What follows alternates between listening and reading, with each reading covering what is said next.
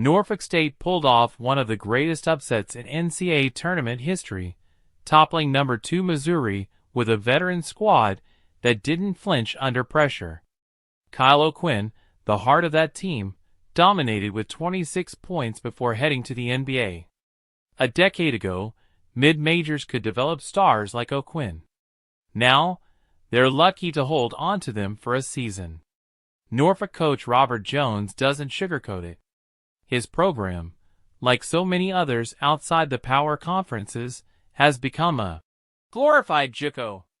Mid-majors still find talent, but retaining it is nearly impossible.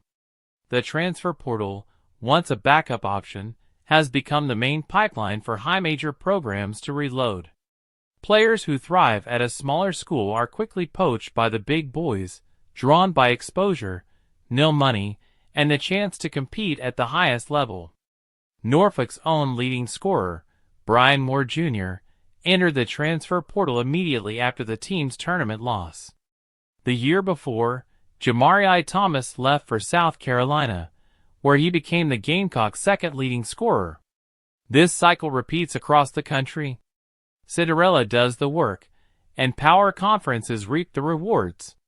The days of programs developing stars over 3 or 4 years are fading.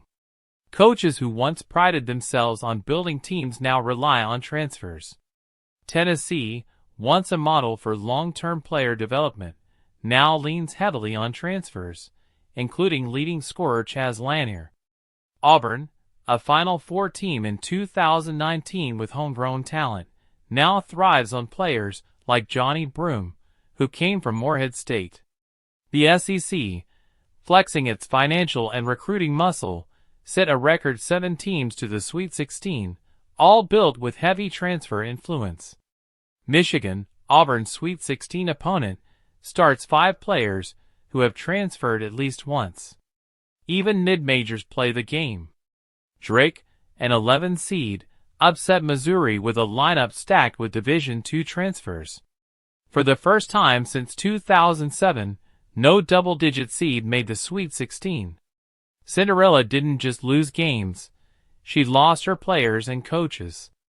McNeese upset Clemson, but lost its coach to Texas Tech days later.